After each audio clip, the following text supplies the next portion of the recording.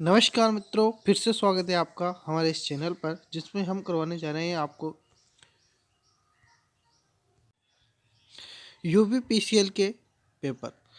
UPPCL के paper में जैसे कि हमने आपको वादा किया था कि हम आपको 1000 क्वेश्चंस करवाएंगे, जिसमें सभी एग्जाम से होंगे।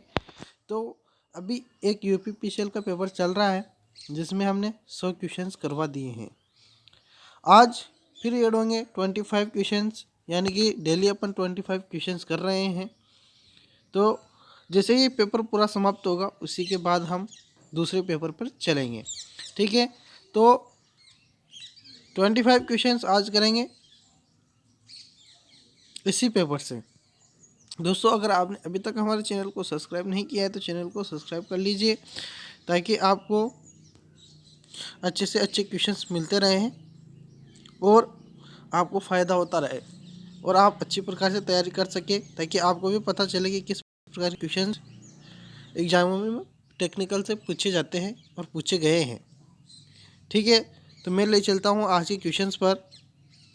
आज का जो क्वेश्चंस रहेगा अपना,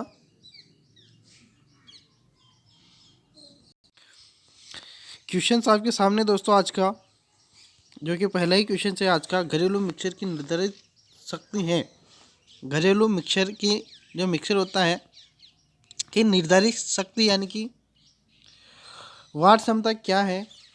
तो देखिए, मिक्सर की जो वाट क्षमता होती है वह 100 से 600 वाट होती है। 100 से 600 वाट इसकी क्षमता रखी जाती है।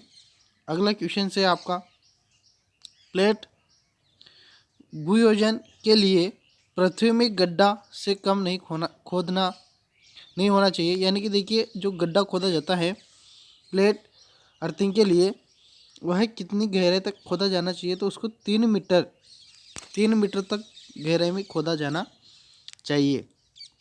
दोस्तों, वीडियो पसंद आ रहा है तो लाइक ज़रूर कीजिएगा। आपका भी थोड़ा बहुत, हम आपसे बस इतना ही सहयोग लेना चाहते हैं कि आप हमारी वीडियो को लाइक करके जाया कीजिए, और वीडियो को आप अंतिम तक ज़रूर देखिए, अंतिम तक, और लाइक कीजिए और चैनल को सब्सक्राइब कीजिए अगर सब्सक्राइब नहीं किया है। ठीक है, और आपने, अगर आप पहली बार हमारे वीडियो पर आए हैं, पहली बार हमारे इस वीडियो को देख रहे हैं, तो आपको इससे पहले 4 वीडियो अपलोड किए हैं यूपीपीसीएल और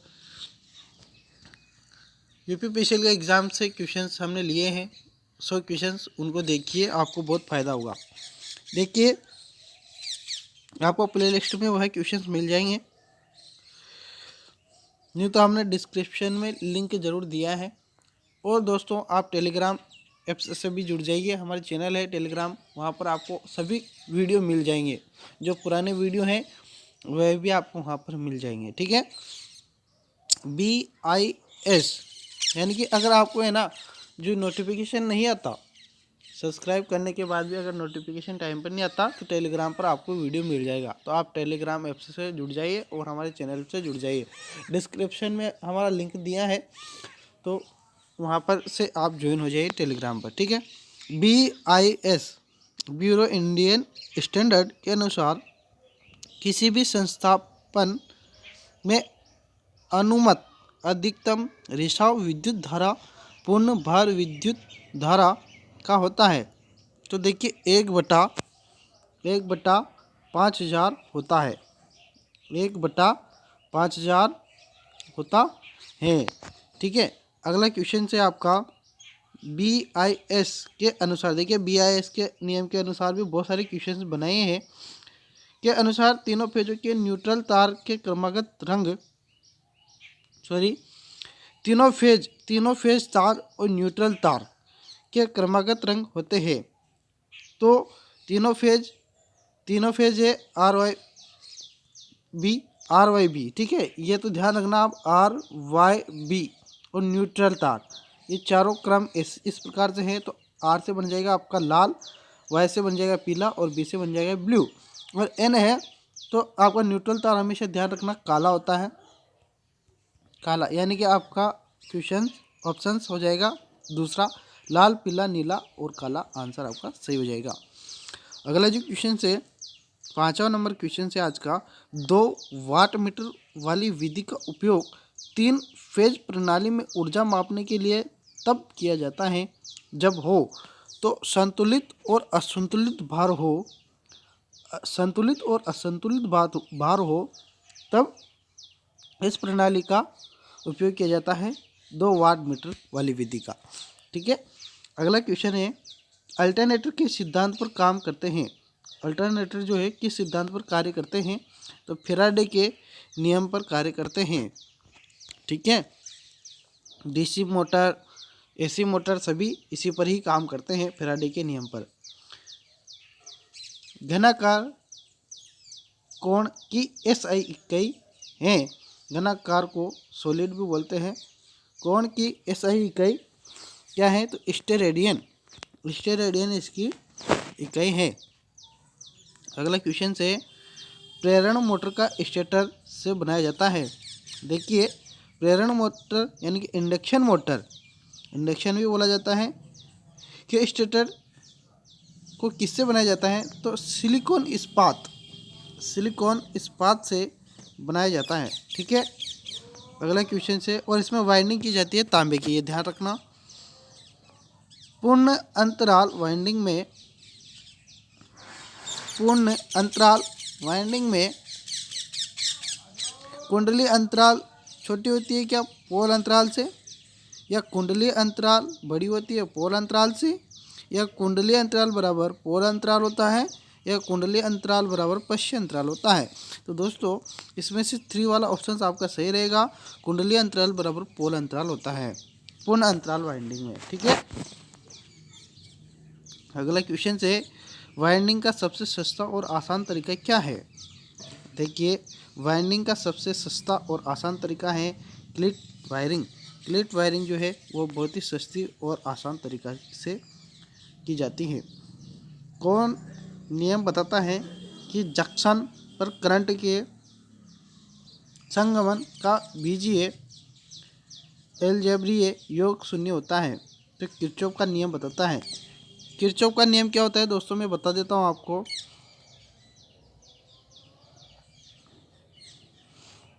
जैसे कि इधर से 40 करंट आ रही है और इधर से भी 40 करंट आ रही है। ठीक है, यानी कि 40 कितना हो गया दोस्तों, तो 40 आपका हो गया,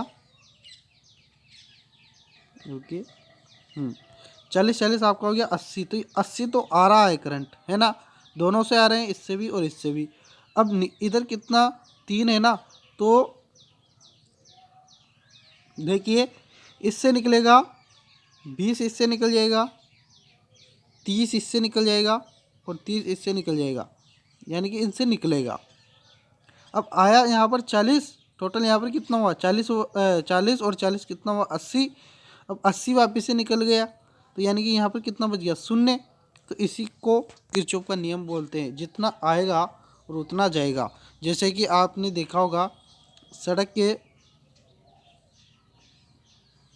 ये 4 रास्ते हैं,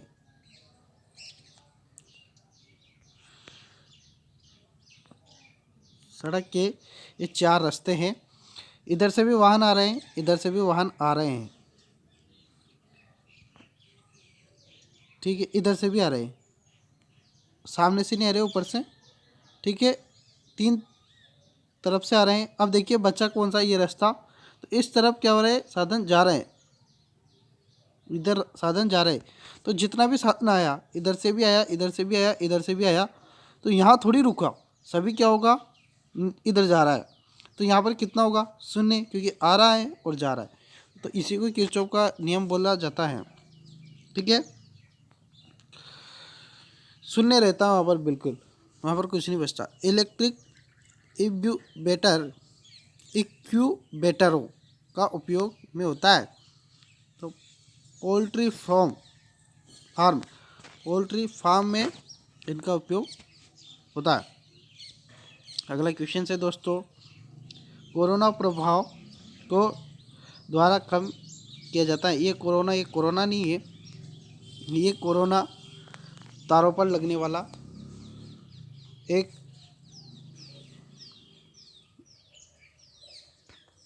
वायरस है, ठीक है। ये कोरोना भी एक वायरस है, लेकिन यह किस पे लगता है, वायर्स पर लगता है, तारों पर लिखता है, तारों पर यह लगता है, यह कोरोना, ठीक है। सॉरी। देखिए, यह कंडक्टर्स के बीच, कंडक्टर यानी कि चालक यानी कि तार, ठीक है, के बीच समुचित अंतराल। तो देखिए क्या करना पड़ता है, मैं आपको क्लियरली बताता हूँ। जैसे कि आपने देखा होगा, बड़ी बड़ी लाइनों पर 3 वायर निकलते हैं, या उससे भी बड़ी पर 6 भी निकलते हैं। इस प्रकार से बड़े बड़े खंभों पर, है ना, बड़े बड़े पोल्स पर वायर से निकलते हैं। तो क्या होता है कि इनमें कम दूरी या पानी आने का कारण या हवा के कारण ये पास आ जाते हैं, तो इनकी दूरी कम हो जाती है। तो क्या होता है कि इनमें कोरोना प्रभाव आ जाता है, कोरोना प्रभाव इन पर इफ़ेक्ट डालता है। बहुत सारी बार आपने इनमें आवाज़ भी सुनी होगी, तारों में तो आवाज़ आती है। तो इस प्रकार से कोरोना प्रभाव डालते हैं। तो ये इधर से करंट इधर दोनों तरफ मिक्स होने लग जाता है, तो यह कोरोना प्रभाव है। और इसके तरफ बैंगनी कलर की परत दिखने लग जाती है, तो यह विद्युत को क्षति पहुंचाता है, ठीक है। तो इसको कम करने के लिए क्या किया जाता है कि ये जो वायर्स है ना, तो इनकी दूरी बढ़ाई जाती है, यानी कि इनको दूर किया जाता है, उनको क्या किया जाता है, दूर। तो ये कोरोना प्रभाव, यानी कि इसमें भी डिस्टेंसिंग चाहिए, इसमें भी क्या चाहिए, डिस्टेंसिंग, ठीक है। अगला क्वेश्चन है आपका 100 निम्न में से किसका भूयोजन यानी कि अर्थिंग की दृष्टि से महत्व है। तो मानव जीवन और उपकरणों का बचाव। अगर करंट मशीन या उपकरण में करंट आएगा तो वह क्या हो जाएगा, अर्थ में चला जाएगा, न कि इंसान को कोई क्षति पहुंचाएगा, ठीक है। तो मानव के जीवन और उपकरण के लिए यह महत्वपूर्ण है, ठीक है। मोटर ओवरलोड रिले का उपयोग आमतौर पर के लिए किया जाता है। तो देखिए, मोटर ओवरलोड रिले का उपयोग है ना, अधिक भार संरक्षण के लिए किया जाता है।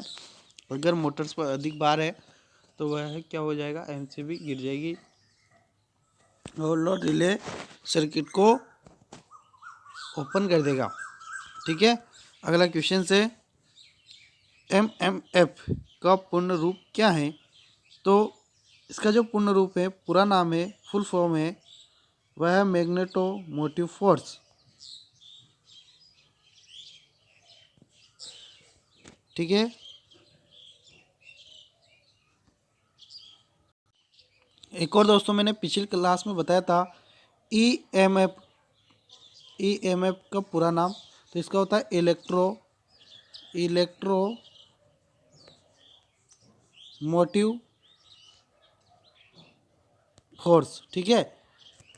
इसका इलेक्ट्रिक मोटिव फोर्स होता है ईएमएफ का, और यहाँ पर दिया है एमएमएफ, तो उसका होता है मैग्नेटो मोटिव फोर्स। अगला क्वेश्चन से इलेक्ट्रोलाइसिस से संबंधित फेराडे के पहले नियम को के रूप में व्यक्त किया जा सकता है। तो उसका जो पहला नियम है वह है एम बराबर जी आई टी, जेल्ड आई टी, ठीक है। अगला क्वेश्चन है आपका पीपीई का पूर्ण रूप क्या है। तो पीपीई ये सुरक्षा आवरण है, पीपी किट होते हैं। तो देखिए, इनका जो पूरा नाम है पर्सनल प्रोटेक्टिव इक्विपमेंट होता है, पर्सनल प्रोटेक्टिव इक्विपमेंट, ठीक है। ये पीपीई की का पूर्ण रूप होता है। अगला क्वेश्चन है आपका किसी धारामापी यानी कि एमीटर के परिसर रेंज को कैसे विस्तारित किया जा सकता है। तो इसे निम्न मान प्रतिरोध के साथ समांतर में जोड़कर, ठीक है, इसे निम्न मान प्रतिरोध के साथ समांतर में जोड़कर अपन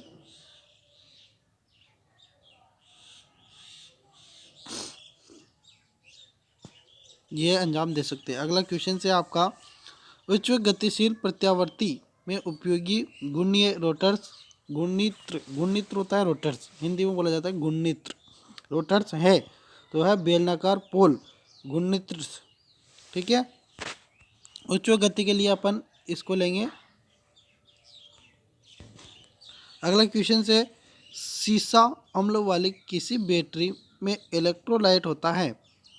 तो गोला सल्फ्यूरिक एसिड होता है। ठीक है, गोला सल्फ्यूरिक एसिड। अगला क्वेश्चन से आपका, the crimping of wire cable and to a lug is done using. तो क्रिपिंग टूल्स, प्लायर। ठीक है।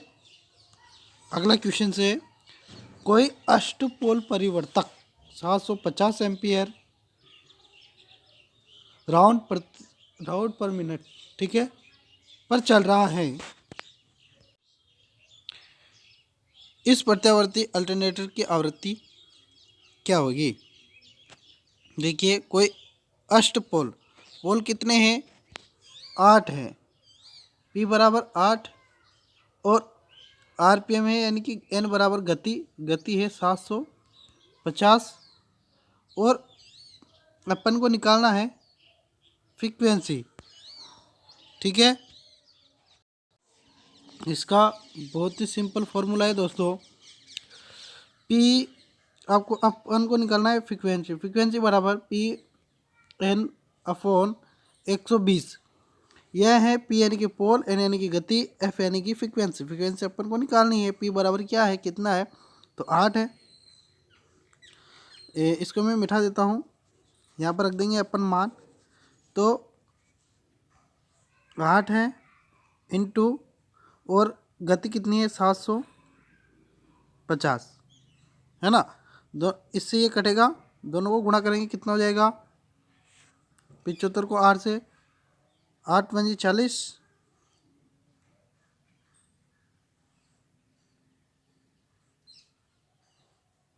कितना जाएगा?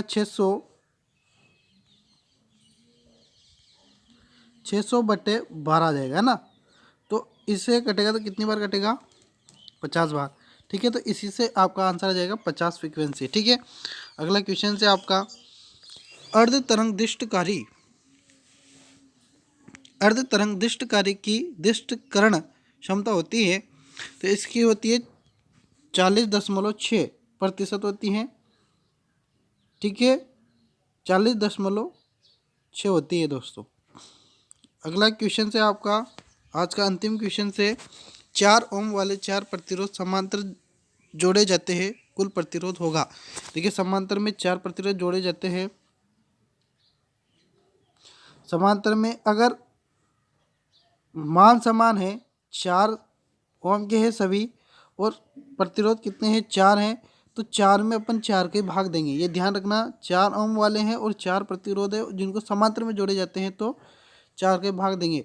अगर श्रेणी में जोड़ा होता है तो 4 है, समान है, तो उनको क्या करते हैं अपन? 4 से गुणा कर देते। ये ध्यान रखना, अगर श्रेणी में होते तो 4 से गुणा कर देते, और समांतर में है तो 4 से भाग देंगे, तो 4 का भाग 4 में देंगे, 1 ओम आ जाएगा। तो आपका आंसर 1 हो जाएगा। ठीक है दोस्तों, तो कैसा लगा आपको वीडियो? अगर वीडियो अच्छा लगा है तो वीडियो को लाइक ज़रूर करें, सब्सक्राइब करें चैनल को, और आपसे निवेदन है कि आप टेलीग्राम ऐप्स पर जुड़ जाए, क्योंकि आपको टेलीग्राम ऐप्स पर सभी वीडियो अच्छी प्रकार से आपको मिल जाएंगे। ठीक है, तो दीजिए हमें इजाज़त। कल के लिए हम आपके लिए फिर से लाएंगे वीडियो 25 क्वेश्चंस के लिए। ठीक है दोस्तों, धन्यवाद।